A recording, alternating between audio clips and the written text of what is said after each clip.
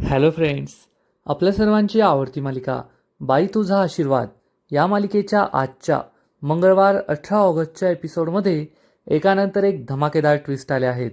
Friends, आजचा episode खूप भारी होता. मग नेमकं घडलंय तरी काय? तर आजच्या एपिसोडमध्ये अण्णांवर चाकू हल्ला केल्यानंतर देशमाने कुटुंब पूर्णपणे हादरून गेलंय आणि आता पोलिसांनी अटक करण्याच्या भीतीने चंद्रकांत देशमाने महेशला चक्क नेपाळला पाठवतोय. म्हणजे देशातूनच पळून जायला सांगतोय, म्हणजे पोलीस त्याला अटक करू शकणार नाही. आणि दुसरीकडे धोंडी अण्णांना हॉस्पिटलमधून डिस्चार्ज मिळालाय आणि धोंडी अण्णांना घेऊन अवनी ही घराकडे निघाली आहे. आणि अवनीने ठरवलंय की महेशने खूप मोठी चूक केली आहे आणि त्याला शिक्षा व्हायलाच पाहिजे. त्याच्या विरुद्ध पोलीस तक्रार करायलाच पाहिजे. मग हे सगळं नेमकं घडलं तरी कसं, हे जाणून घेण्यासाठी हा व्हिडिओ शेवटपर्यंत नक्की पहा. फ्रेंड्स, आजच्या एपिसोडच्या सुरुवातीलाच अवनी हॉस्पिटलमध्ये असते तेवढ्यात नर्स ICUमधून बाहेर येते. अवनी विचारते, नर्स, मी अण्णांना भेटू शकते का? नर्स हो म्हणते आणि अवनी आतमध्ये जाते. आतमध्ये ती जाऊन पाहते तर अण्णा झोपलेले असतात आणि अवनी त्यांच्या जवळ येऊन बसते. अण्णांची ही अवस्था पाहून अवनीला खूप वाईट वाटतं. अवनीच्या डोळ्यात पाणी येतं. अण्णांबरोबर घालवलेले सगळे क्षण अवनीला आठवतात. जेव्हा ती लग्न करून या घरात आली होती तेव्हा अण्णा किती इमोशनल झाले होते. तिला स्त्रीधन दिलं होतं. त्यानंतर चक्क तिच्या पायावर डोकं ठेवून या घरच्या लक्ष्मीला नमस्कार केला होता. हे सगळं अवनीला आठवतं. अवनीला हे सुद्धा आठवतं की जेव्हा तिला भूक लागली होती तेव्हा धोंडी अण्णाने स्वतःच्या हाताने तिच्यासाठी चक्क अंडा भुर्जी बनवली होती आणि आज तेच अण्णा असे निश्चित पडून आहेत. हे सगळं पाहून अवनी रडू लागते. अवनीच्या डोळ्यात पाणी असतं आणि मग अवनीला हे सुद्धा आठवतं की अण्णा तिच्याबरोबर कसे रांगोळीमध्ये रंग भरायचे. अण्णांना घरासमोरची रांगोळी नेहमी अशीच राहावी असं वाटायचं, हे तिला आठवतं. त्यानंतर राजा आणि तिच्या रिसेप्शनचे फोटोज अण्णांनी कसे सरप्राईज म्हणून या दोघांना दिले होते हे अवनीला आठवतं आणि अवनीच्या डोळ्यात पाणी येतं. अण्णांबद्दल ती खूप इमोशनल होते. अण्णा किती चांगले आहेत, तिला वडिलांची माया देतात, हे सगळं आठवून अवनी रडते आणि आपले डोळे पुसते. दुसरीकडे महेश खूप घाबरलेला असतो आणि म्हणतो, बाबा काहीतरी करा. जर तो म्हातारा मेला तर माझं काय होईल? पोलीस मला पकडून नेतील, मला खडी फोडायला लावतील, मला फासावर लटकवतील बाबा. महेशची आई आणि स्वातीसुद्धा खूप घाबरलेले असतात. चंद्रकांत म्हणतो, घाबरू नकोस. आत्ताच्या आत्ता बॅग भर आणि आपल्या फार्म हाऊसवर जा. तेथे लपून बस. इकडे सगळं काही मी पाहून घेतो. तू नको टेन्शन घेऊ. आणि तेवढ्यात पोलिसांची गाडी देशमानेच्या घरी पोहोचते. पोलिसांची गाडी आलीये हे पाहून संगीता सांगते, अहो पोलीस आले. चंद्रकांत म्हणतो, हे जा लवकर, जाऊन लपून बस. आणि महेश हा लगेच घरात लपून बसतो. तेवढ्यात पोलीस तेथे येतात, दरवाजा वाजवतात आणि विचारतात, देशमानेचं घर हेच का? चंद्रकांत कॉन्फिडन्समध्ये सांगतो, हो, मीच चंद्रकांत देशमाने. काय झालंय साहेब? इन्स्पेक्टर सांगतो, तुमच्या मुलाने महेश देशमानेने कॉलेजमध्ये एका माणसावर जीव घेणा हल्ला केलाय. आम्ही त्यालाच घ्यायला आलोय. तर चंद्रकांत म्हणतो, साहेब, माझा मुलगा असं काहीच करू शकत नाही. आणि तुमच्याकडे काही पुरावा आहे का? तुम्हाला कोणी सांगितलं? इन्स्पेक्टर सांगतो, आम्हाला एका प्रत्यक्षदर्शीने सांगितलंय आणि आम्ही त्याला ताब्यात घ्यायला आलोय. तर देशमाने सांगतो, नाही साहेब, माझा मुलगा असं काही करूच शकत नाही. एकतर माझा मुलगा या शहरातच नाहीये, तर तो असं का करेल? तो आता यावेळेस घरात सुद्धा नाहीये. इन्स्पेक्टर म्हणतो, आम्हाला घराची झडती घ्यावी लागेल. तर चंद्रकांत विचारतो, तुमच्याकडे सर्च वॉरंट आहे का? असेल तर नक्की घ्या. इन्स्पेक्टर हा चंद्रकांतला विनंती करतो, प्लीज कोऑपरेट करा. पण चंद्रकांत म्हणतो, साहेब, तुमच्याकडे सर्च वॉरंट असेल तर नक्की झडती घ्या, नाहीतर निघा आता. इन्स्पेक्टरचा नाईलाज होतो आणि इन्स्पेक्टर आतमध्ये डोकावून पाहतो, पण त्याला कोणी दिसत नाही आणि तो तेथून निघून जातो. इन्स्पेक्टर गेल्यानंतर महेश हा चक्क पुढे येतो आणि गुपचूप वाकून पाहतो की पोलीस गेले की नाही. आणि पोलीस गेलेले असतात. महेश चंद्रकांतला म्हणतो, बाबा मला वाचवा, काहीतरी करा, नाहीतर मी तुरुंगात जाईल. हे पोलीस मला फासावर लटकवतील. काहीतरी करा बाबा, काहीतरी करा. आणि चंद्रकांत महेशच्या सणसणीत मुस्कटात मारतो आणि म्हणतो, अरे नालायका, त्या अवनीने तरी माझ्या अब्रूची लक्तर काढली होती, पण तू तर वेशीवर टांगून आलाय. लाज नाही वाटत का तुला? तेवढ्यात संगीता म्हणते, अहो त्याला कशाला मारताय? त्याची काय चूक आहे? तेवढ्यात महेश म्हणतो, जाऊ दे आई, अवनीचा राग माझ्यावर निघतोय. मी सहन करायला तयार आहे. हे जे काही होतंय ना, ते सगळं त्या अवनीमुळे होतंय. चंद्रकांत ओरडून म्हणतो, ए बाबा चल निघ आता. जाऊन लपून बस त्या फार्म हाऊसवर. महेश जातो. मग चंद्रकांत स्वातीवर सुद्धा ओरडून स्वातीला जायला सांगतो. स्वाती सुद्धा त्याच्या मागे मागे जाते. चंद्रकांतला खूप टेन्शन आलेलं असतं की आता हे सगळं प्रकरण कसं निस्तरायचं. आणि इकडे धोंडी अण्णाला ICU मध्ये जाग येते आणि धोंडी अण्णा चक्क उठून बसतात आणि जाऊ लागतात. तर नर्स म्हणते, काय करताय तुम्ही? तुम्ही पेशंट आहात, अजून तुम्ही पूर्ण बरे झाले नाही आहात. चला बसा इथे, झोपा, आराम करा. धोंडी अण्णा म्हणतो, no no, I am good, I am fine. मला जायचं आहे, ते एक महत्त्वाचं काम आहे. नर्स विचारते, कोणतं महत्त्वाचं काम? धोंडी अण्णा म्हणतात, अगं ते ज्यूस आणायचा आहे, ज्यूस. नर्स म्हणते, मग ज्यूस येथे पण येतो, तुम्ही येथे ज्यूस मागू शकता. धोंडी अण्णा म्हणतो, नाही तो आपला स्पेशल ज्यूस आहे, घशाला कोरड पडल्यावर पितात, इथे नाही येऊ शकत, इथे नाही अलाउड तो. नर्स म्हणते, ओ बाबा आहे अलाउड, बाकीचे पेशंट ज्यूस मागवतात ना, तुम्ही थांबा आणि ज्यूस मागून घ्या. परंतु धोंडी अण्णा काय ऐकत नाही आणि म्हणतात, नाही नाही इथे नाही मागवता येणार. तेवढ्यात अवनी आतमध्ये येते आणि विचारते, काय झालं? तर ही नर्स म्हणते, अहो पहा ना, हा माणूस काय ऐकायलाच तयार नाहीये. अवनी चिडून म्हणते, हा माणूस काय? अण्णा आहेत ते. ही नर्स सॉरी म्हणते आणि अवनी विचारते, काय झालं अण्णा? धोंडी अण्णा सांगतात, अगं तो ज्यूस घ्यायला जायचंय मला, ज्यूस येथे काही मिळत नाही. आणि तेवढ्यात ऋतिक तेथे एक बॅग घेऊन येतो. धोंडी अण्णा विचारतात, आणलं ना रे? अवनी विचारते, काय आणलंय? ऋतिक सांगतो, शर्ट आणलाय, शर्ट, अण्णांनी सांगितला होता. अवनी विचारते, अण्णा तुम्हाला शर्ट कशाला हवाय? धोंडी अण्णा सांगतो, अगं आता मी पूर्ण बरा आहे, ते बाहेर जायचंय ना, या कपड्यात कुठे जाणार, म्हणून शर्ट सांगितलाय. अवनी म्हणते, अण्णा गुपचूप आराम करायचा आहे, डॉक्टरांनी सांगितलंय 2-3 तास आराम करायचा, कोठेच जायचं नाहीये, तुम्ही अजून बरे नाही झाला आहात. तर धोंडी अण्णा म्हणतो, अगं आपण दांगट आहे, दांगट, दांगटांची बॉडी ना लोखंडाची बनलेली असते. तुझ्यासाठी जे लागलेलं आहे ना, ते माझ्यासाठी खर्चटलेलं आहे, मला काही झालेलं नाहीये, नको टेन्शन घेऊ. अवनी म्हणते, नाही अण्णा, तुम्ही कोठे जायचं नाहीये, तुम्ही आराम करायचा आहे. धोंडी अण्णा आणि अवनीची हीच बाचाबाची सुरू असते. तेवढ्या डॉक्टर तेथे येतात आणि विचारतात, काय म्हणतोय पेशंट? अवनी सांगते, पेशंटला निघायचंय. डॉक्टरला सुद्धा आश्चर्य वाटतं, निघायचंय? धोंडी अण्णा म्हणतो, I am good, fine is I am, good is I am, no tension. आणि डॉक्टर विचारतात, तुम्हाला खरंच डिस्चार्ज हवा आहे का? धोंडी अण्णा सांगतो, तुम्ही जी ट्रीटमेंट केली ना, ती मानवली मला, मला काय आता इथे थांबायची गरज नाही आहे, मी जाऊ शकतो, तुम्ही टेन्शन घेऊ नका. मग डॉक्टर नर्सला विचारतात, तुम्ही त्यांचं BP चेक केलं का? नर्स सांगते, हो केलं, नॉर्मल आहे. मग डॉक्टर बाकीचे सगळे पॅरामीटर चेक करतात, फाईल चेक करतात आणि धोंडी अण्णाला विचारतात, तुम्हाला खरंच छान वाटतंय ना? धोंडी अण्णा सांगतो, हो, मला एकदम ठणठणीत बरं वाटतंय, टेन्शन घेऊ नका. मग डॉक्टर चक्क अवनीला सांगतात, तुम्ही त्यांना घेऊन जाऊ शकता, आम्ही त्यांना डिस्चार्ज देतोय. हे ऐकून अवनीला आश्चर्य वाटतं. अवनी म्हणते, अहो डॉक्टर पण टाके लागलेले आहेत ना?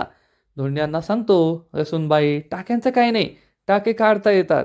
डॉक्टर हसू लागतो आणि म्हणतो, त्यांना तुम्ही घरी घेऊन जा, घरी ते आणखीन बरे होतील, फक्त वेळेवर त्यांची औषधं द्या. धोंडी अण्णा आणि अवनी खुश होतात आणि आता अण्णांना डिस्चार्ज मिळणार म्हणून त्यांना आनंद होतो. इकडे राजा घरी असतो, त्यानंतर यशादा, पाण्या, धन्या हे सगळे घरी बसलेले असतात आणि अण्णांची ही जी काही अवस्था झाली आहे या सगळ्याचा विचार करून सगळे रडत असतात, सगळ्यांच्या डोळ्यात पाणी असतं, सगळे खूप दुःखी असतात. अण्णा कधी घरी परत येतील, अण्णांचं काय होईल याबद्दलच सगळ्यांच्या मनात विचार असतो, पण सगळे शांत असतात. आणि तेवढ्यात नमी तेथे येते आणि आज 4ही भाऊ घरात बसलेले आहेत, परंतु इतके शांत कसे हा प्रश्न तिला पडतो. आणि नमी विचारते, दांगटांच्या घरात एवढी शांतता? अरे आज सूर्य कुठून उगवलाय, काय झालंय, तुम्ही सगळे एवढे शांत का आहात? परंतु कुणी तिला काहीच सांगत नाही, सगळे तसेच तोंड लटकून बसलेले असतात. नमीला काही कळतच नाही.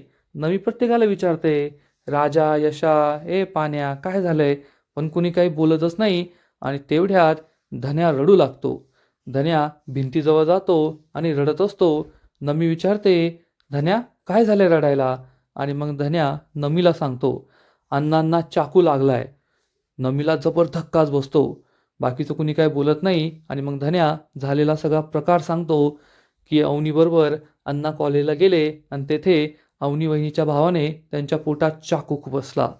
नमीच्या पायाखालची जमीनच सरकते. नमी खूप दुःखी होते आणि मग राजाला म्हणते, ए राजा, लाज नाही वाटत का तुला? एवढं किडनॅपिंगचं प्रकरण झालं तरी सुद्धा तुम्ही एवढं सगळं लाईटली घेऊन राहिले. अण्णांना एकट्यानं का जाऊ दिलं? अरे 4-4 पोरं आहे ना तुम्ही. तुम्ही जायचं कुणीतरी अवनीबरोबर. अण्णांना कशाला पाठवलं? अरे अण्णांचं काही बरं वाईट झालं तर आता काय करायचं? या सगळ्यांना सुद्धा टेन्शन येतं की खरंच नमी जे बोलतीये ती बरोबर बोलतीये. आपण अण्णांना एकटं का जाऊ दिलं? नमी या सगळ्यांना समजावून सांगते, तुम्हाला जेवढं वाटतंय ना तेवढं हे प्रकरण साधं सोपं नाहीये. तुम्ही अण्णांच्या जीवावर बेतलं हे सगळं तुमच्या एका चुकीमुळे. अण्णांना एकटं का जाऊ दिलं? आता अण्णा मामाला काही झालं तर काय होईल असा विचार करून नमी रडू लागते. खूप टेन्शनमध्ये येते. पाण्यात चिडतो आणि म्हणतो, नमी एकदम बरोबर बोलू राहिलीस तू. चुकलं आमचं. आमचीच खूप मोठी चूक झाली असं म्हणून पाण्या बेडवर जोरात हात मारतो. सगळ्यांना टेन्शन आलेलं असतं. नमी रडत असते आणि मग राजा जागेऊन उठतो आणि म्हणतो, त्या महेशला लय हौस आहे ना पोलिसांना बोलवायची. आता आहे ना त्याला कायमची खडी फोडायलाच पाठवतो. त्याशिवाय तो नाही सुधरायचा. आणि सगळ्या भावांना सुद्धा हे पटतं की महेशला त्याच्या पापांची शिक्षा द्यायलाच पाहिजे. त्याला खडी फोडायला पाठवायलाच पाहिजे.